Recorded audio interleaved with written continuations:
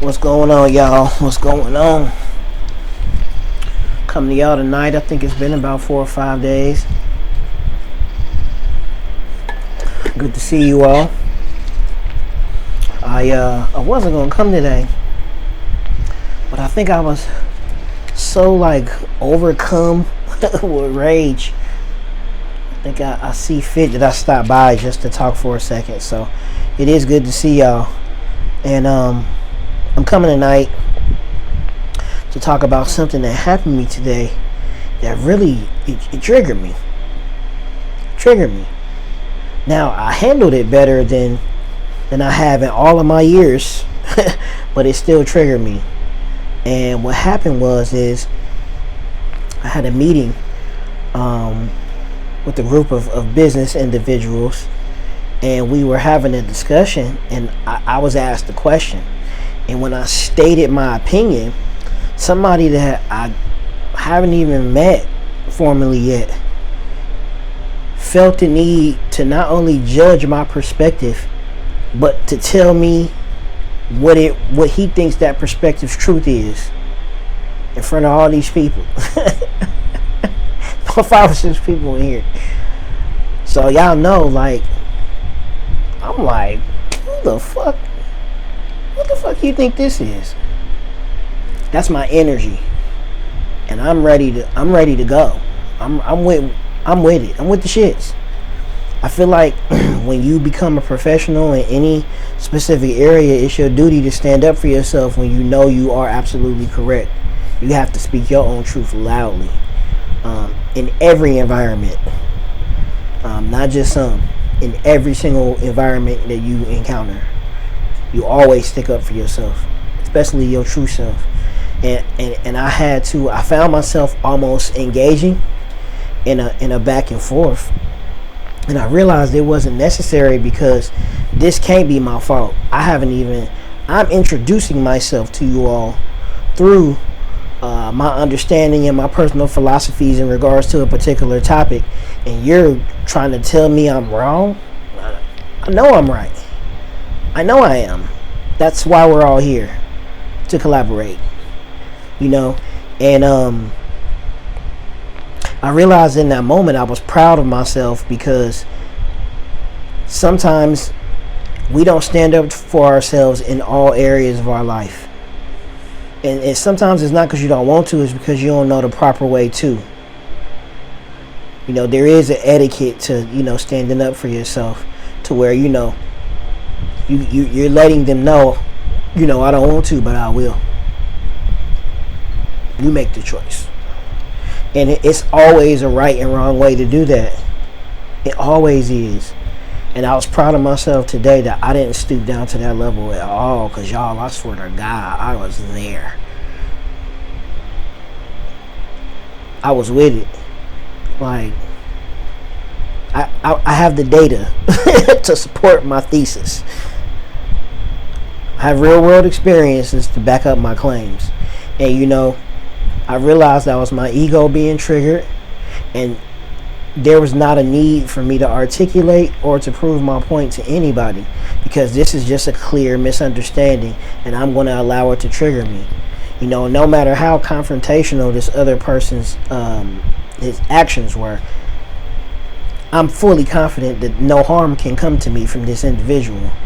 So I can be confident that I don't even have to retaliate or get in a verbal back and forth, because it doesn't matter. We're here to do business. I don't even have to take this personally, but it takes a mature person to get to that level, because everything can be a trigger. Anything can be a trigger.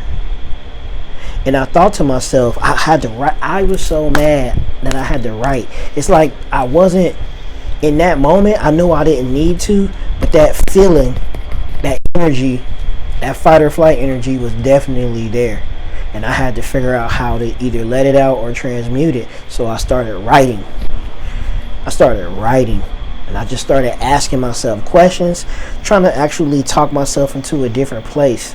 And man, look, this was my question: because I was telling myself, hey, bro, don't let. I was talking to myself, telling myself, hey, don't let them get this shit over. Like, this is the no-fly zone. Nobody gets to cross this line. That's what I was telling myself. Like, it's go time.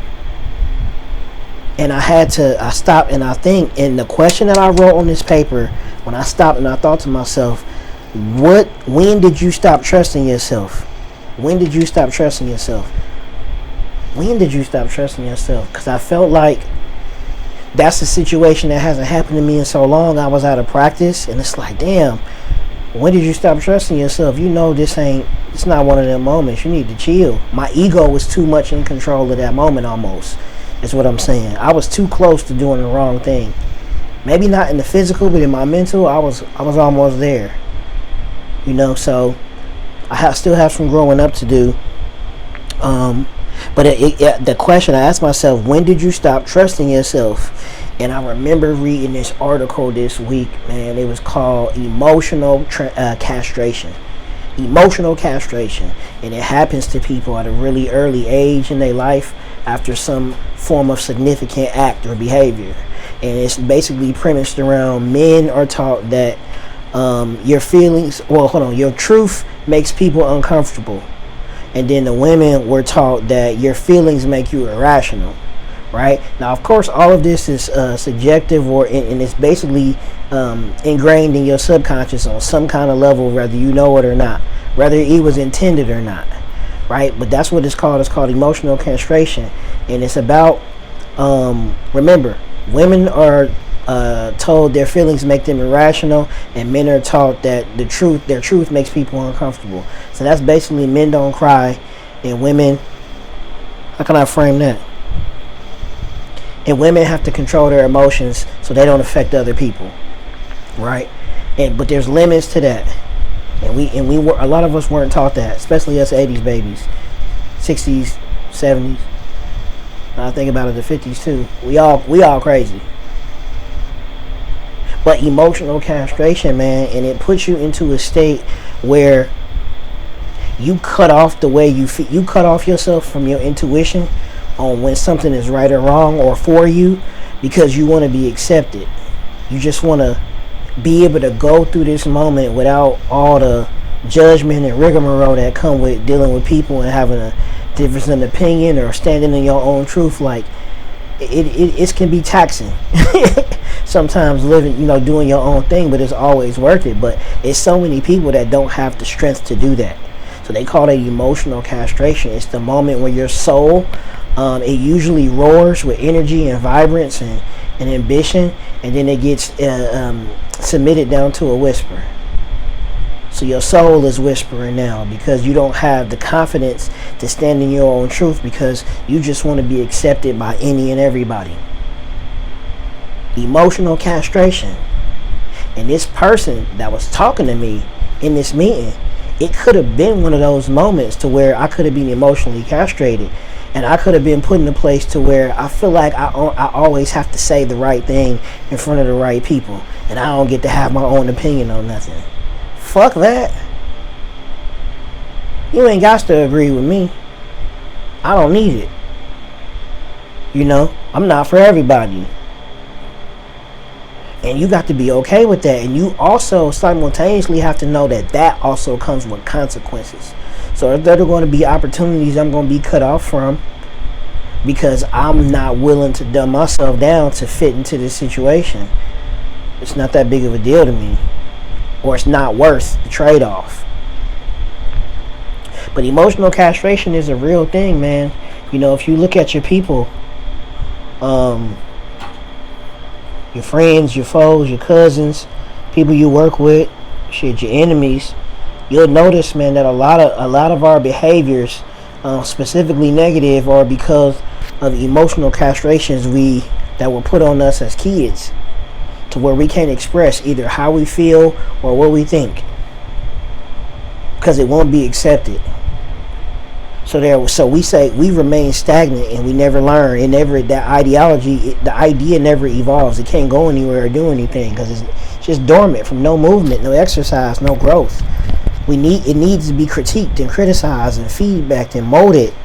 We need the feedback from other people to see how it works and what we should change. These theories and ideologies got to be tested out in the world. And I don't even know exactly what I'm talking about, but I think we all on the same wavelength. Y'all get it. Y'all get what I mean. You got to have some serious sauce to live out here, to thrive out here in this world. So we constantly got to be stirring that pot, making new sauce. But I go back to say that moment, that interaction with that person, it could have put me in a position to where I felt like I had to dumb myself down to be a part of this group without any confrontation. And it was up to me to figure out if it was worth it or not. And it definitely was worth it. It's worth the squabble. It's worth the transfer. It's worth the confrontation. Absolutely. That was one of those moments, man. And I just feel for the people, I feel for my brothers and sisters out there that you are in a space to where you have to cater to your emotions. Or not be able to cater to your emotions. Maybe you're sitting in them because you can't cater to them and treat them with respect the way you need to. You can't really live in your emotions at all because you have to perform. You got to be productive. You ain't got time to feel. And that can be a shitty place to be in. So, I encourage y'all, man, to do a couple things. I kept thinking about, okay, what do I do? What do I do? And I tried to break this down. And one of these is something that I brought up, which is the ritual bath. So I got a couple things. And what I'm talking about is when we are in a position to where we may not be able to express ourselves emotionally the way we want to. How are we going to transmute those emotions into something positive or into a different feeling? So I wrote down a couple things to help us sort of deal with the emotion of having to leave things the way they are and not do nothing about them. All that stagnant emotion of just, distaste or displeasure in something. Or moments of protection where you really want to get, you really are in your darkness right now. I'm really ready to go to work on you. So these are a couple practices that I think you can roll into, but basically what happens is when you get into these moments, like, it really sort of closes your throat chakra to where you don't want to express anymore. You don't want to open up and talk about things anymore. You're really not ready to dive into things or express yourself in ways that you feel comfortable with because it's been common practice for you not to. So you just sort of fall out of practice.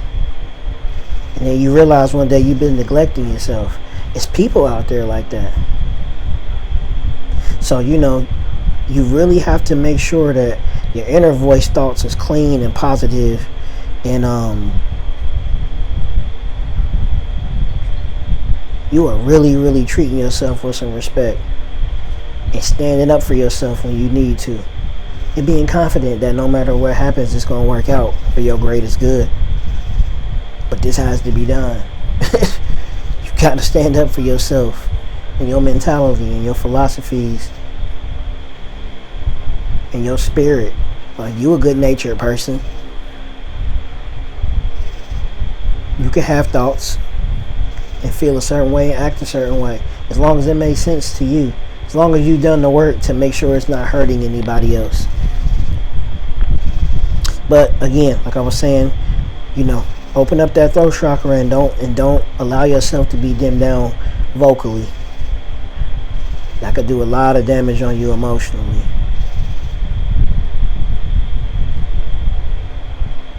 And so the couple things, the breath work, breathing, man. Breathing really, y'all don't realize how much breath is attached to your nervous system, and how in times of anxiety, doubt, fear, um, or even rage, how breath work will really reset and refocus your nervous system. So y'all really need to start engaging in some kind of breath work practice, man, so you can manage your energy on an immediate level, controlling your heart rate and really putting your nervous system at ease and leveling yourself out chemically through the breath. That's important. And I put sound healing because I don't know about y'all, but I go to sleep to binaural beats sometimes. Or while I work from home, so while I'm working, I'll got binaural beats playing in the background, and it just keeps me nice and leveled out. You know, my background, my frequency noise is positive and it's high vibrational, so my spirit is going to resonate with it. So I got sound healing on there. I talked about this in one of my other videos, but we talked about ritual baths. Y'all got to wash y'all ass. Seriously, you got to clean your aura. You got to keep your aura clean. All these negative energies out here and all the bad thoughts and stuff you go through, and emotions that you go through on a daily basis. Ritual baths are important. Get you a sauna, steam room, sweat it out. You need to cleanse yourself. The other one is journaling with intention, because that's what I'm doing right now. I just wrote these down in my journal. So journaling with with intention. Like when you write, like you're really focusing on saying the things that need to be said on this piece of paper, so it don't have to sit on you, on your heart or on your spirit, and weigh you down. You know, it's really good to get that things out. If y'all like me, so if it's a negative emotion or if it's a negative form of thought, like after I write it down, I tear the page out and then burn it. You know what I'm saying? Just to get rid of that stank. So writing, you know, midday, beginning of the day, end of the day, whatever, just getting it out, just putting your words and thoughts on paper helps them stay organized. And the last one was cutting leaky energy ties. So basically, it's people or places or things that you just shouldn't engage in at all for any reason. Even if you typically have good experiences, if it leads to poor results, like we got to get rid of it. We got to cut it clean. It could be diets, the pizza, you know, all that bread.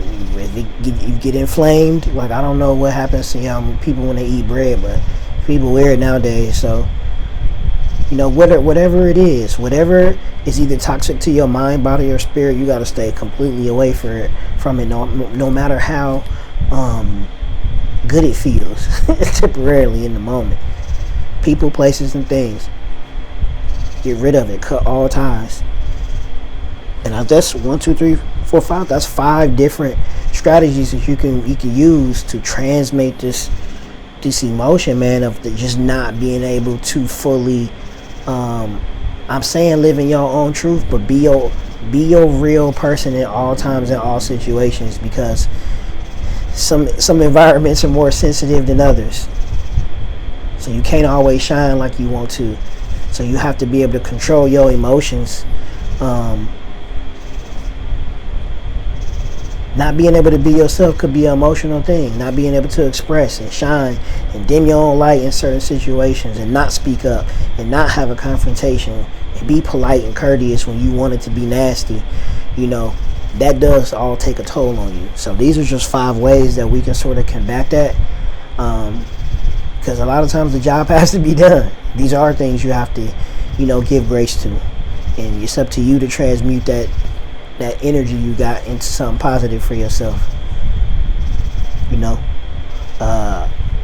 I got me a coloring book last week. I got a 180 color set of color pencils, and I bought me some adult coloring books. I smoked my cigar, and I colored on Saturday. It took me 2.5 hours to finish this little page. I got the animals. You know what I'm saying? The little 3D animals. But yeah, that was a ridiculous story for no reason.